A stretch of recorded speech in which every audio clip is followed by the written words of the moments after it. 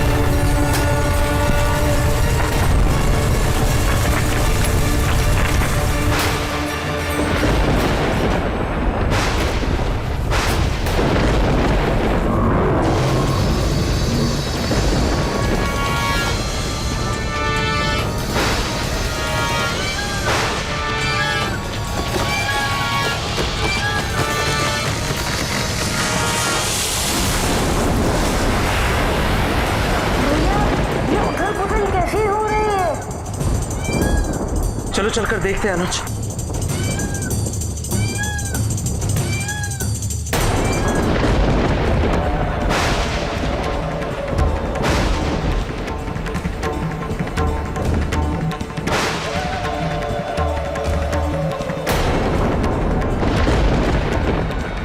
रुक जाओ मारुति।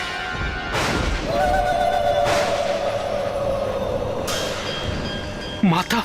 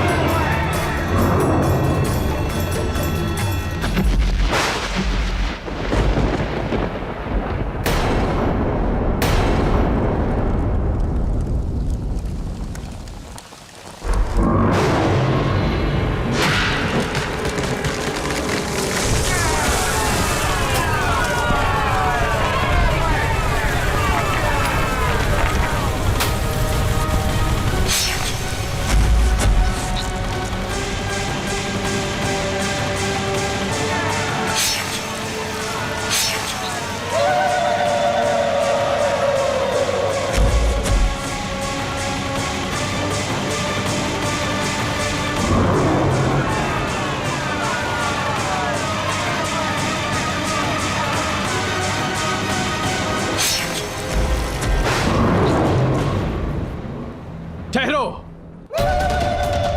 कोई कायरता नहीं दिखाएगा, कोई पलायन नहीं करेगा। या तो मारो या मरो। आक्रमण।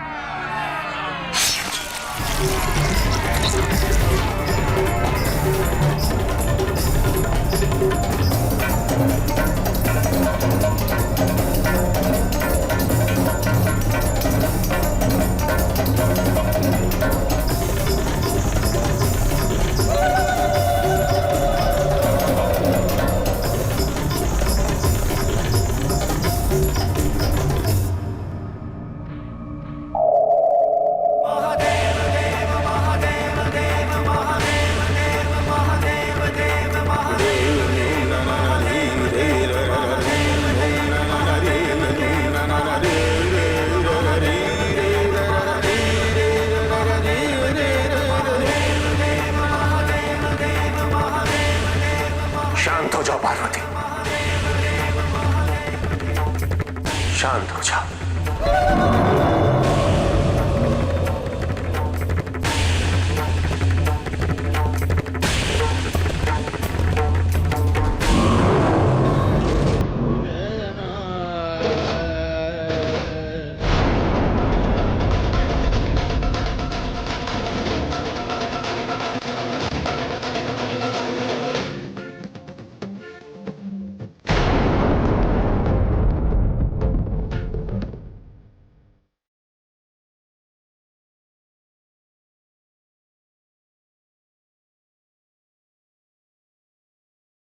तुम्हारे क्रोध का कारण मैं समझता हूं पार्वती।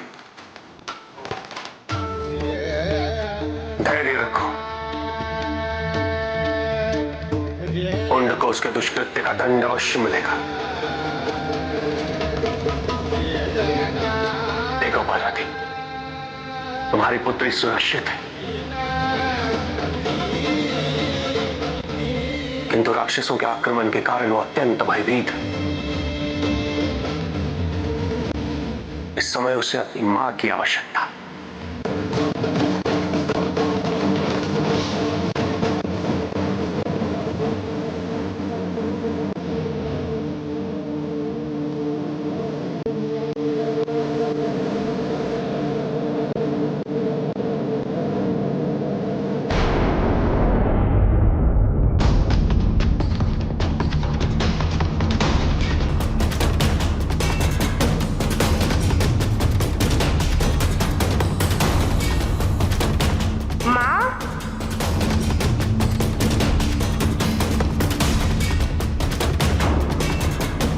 भैया, ये माँ को क्या हो गया?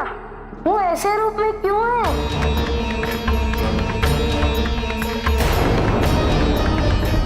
अत्यंत क्रोधित होने पर माँ ये रूप धारण करती है।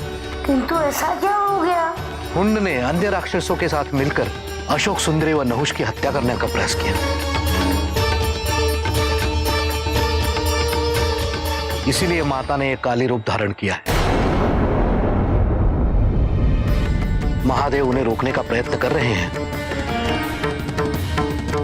किंतु यदि महादेव उन्हें नहीं रोक पाए तो महाविनाश निश्चित है। और यदि महादेव माता को रोकते हैं तो महादेव और माता का महायुद्ध होगा।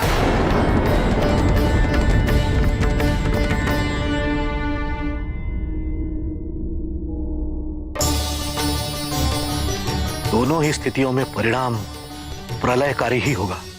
मैं रोकूंगा माँ को, वो मेरी बात अवश्य सुनेंगी। नहीं गणेश, देवी पार्वती को अपने काली रूप में कुछ भी स्मरण नहीं।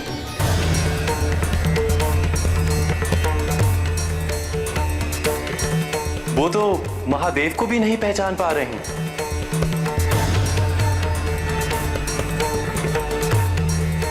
उन्हें अपने गौरी जगदम्बा स्वरूप का भी बोध नहीं है। ऐसे में उन्हें स्मरण है तो केवल इतना कि उन्हें हुंड का संहार करना है, और जो भी उनके मार्ग में आने का प्रयत्न करेगा उसका विनाश तय है। केवल महादेव ही उनके क्रोध, उनकी ऊर्जा, शक्ति, ऊष्मा का सामना कर सकते हैं। स्मरण करो पार्वती, अशोक सुंदर ने स्वयं हुंड को यह श्राप दिया है कि उसका वध उसके पति नहुष के हाथों ही होगा। तुम अपनी पुत्री द्वारा दिए श्राप की मर्यादा को कैसे तोड़ सकती हो?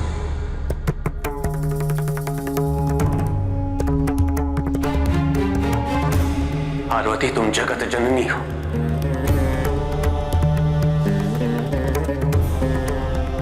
कार्तिकेय, अशोक सुंदरी और गणेश की माता।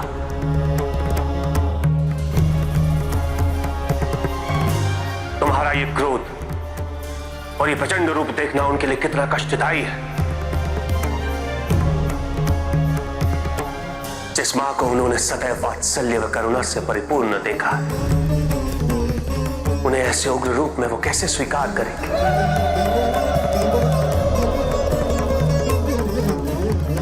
तुम्हारे पुत्र गणेश को कितना अच्छा लगता है तुम्हारा श्रृंगार करना। कितनी पीड़ा हो रही होगी उसे तुम्हारा ये रूप देखकर।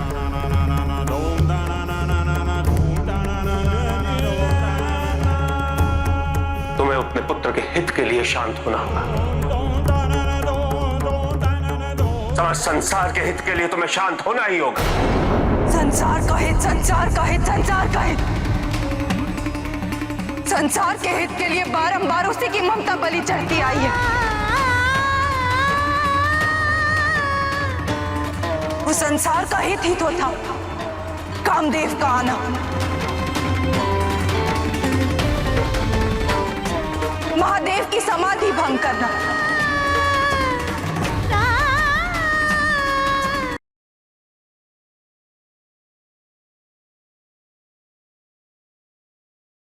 जी, यहाँ पे पार्वती माता जी जो हैं वो क्रोध में आ गई हैं, और जब भी वो क्रोध में आती हैं तो काली माता वाला जो रूप है वो धारण करती हैं, और वो रूप इतना विनाश होता है कि उस रूप में फिर वो किसी की भी नहीं सुनती और ना ही किसी को वो पहचानती हैं। यहाँ पे नंदी महाराज और जितने भी गण प्रेत हैं वो सामने आए हैं।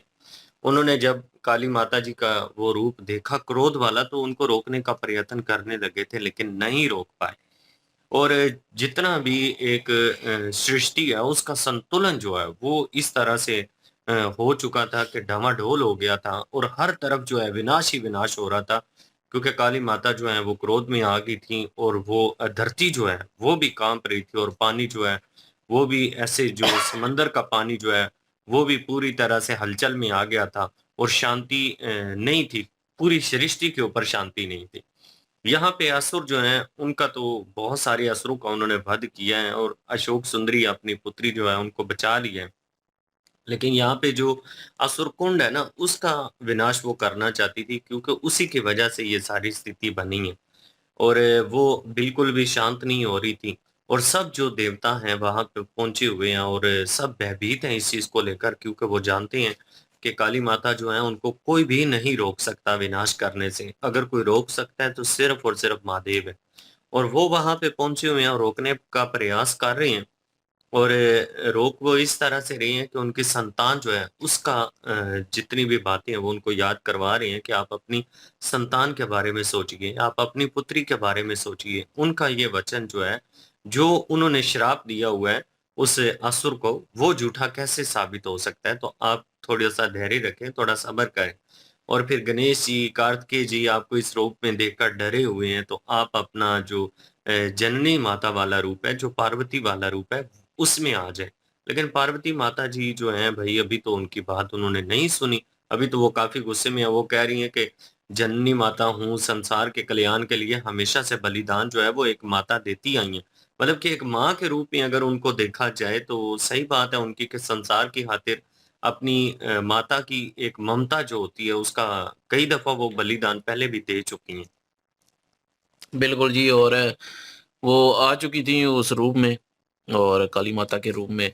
अब वो निकल पड़ी हैं उनको बचाने के लिए अशोक सुंदरी। और वो उनके ज़ाहिर है जब वो क्रोध में आई तो वो एक ही लक्ष्य था कि वो जो असुर कुंड है उसकी मौत। तो वो उन्होंने उसको मारना ही मारना है और उसके लिए वो निकल पड़ी है वहां से। और बाकी वो कोशिश की उन्होंने, लेकिन वो नहीं रोक पाए और वो रोक भी नहीं पाएंगे नंदी महाराज और दूसरे जो प्रेत कौन है। और अपना शिव जी को भी पता चल चुका था कि एक अपना आ गई हैं, इस रूप में आ गई हैं।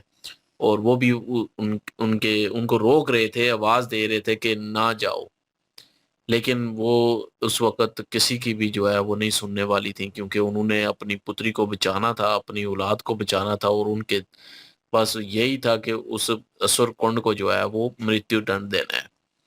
तो वो वहाँ पे पहुँच चुकी हैं, आश्रम में पहुँच चुकी हैं। वहाँ पे जाके उन्होंने पहले अपनी पुत्री को बचाया, वो आग उनसे हटाई और उन पे फेंकी और उन पे हमला किया, सारे असुरों को मारा। तो वो बीच में जो है कुंड जो असुर है वो बड़ा कह रहा था कि जी अब हमने डरना नहीं है, पलायन नहीं करना, मुकाबला करना है, आगे बढ़ो। तो जब आगे बढ़े हैं सारे, तो जब उनको भी मार दिया तो फिर भाग रहा था आगे लग के, फिर भागा है। और जो वो तो अब शिव जी आगे आ गए थे, नहीं तो वो उसने तो खत्म हो जाना था। लेकिन शिव जी इसीलिए आगे आए हैं क्योंकि श्राप उसको दिया हुआ था कि अपना अशोक सुंदरी ने, कि जो नाखुश हैं वो हत्या करेंगे उनकी, वो उनको जो है मारेंगे। तो लेकिन जो है वो बीच में अगर अपना पार्वती जी जो हैं वो अगर मार देती हैं उनको, तो वो श्राप जो है वो पूरा नहीं होगा। तो वही सम्मरण कराने की कोशिश कर रहे हैं और शिव जी जो हैं वो गणेश जी का वाला दे रहे हैं, अशोक सुंदरी के इस जो श्राप दिया हुआ है उसका हवाला दे रहे हैं और समझाने की कोशिश कर रहे हैं ये संसार के हित में नहीं है। वो सारा स्मरण करवाने की कोशिश कर रहे हैं, क्योंकि वो जिस रूप में आई हुई हैं, उग्र रूप में आई हुई हैं, वो उस रूप में बस जो लक्ष्य है वो पूरा करना ही करना है उन्होंने। और उन्होंने कहा है कि अब गणेश जी जो है वो कोशिश तो कर रहे थे कि मैं कोशिश करता हूँ कि रोक दूं, लेकिन विष्णु जी ने उनको रोक दिया।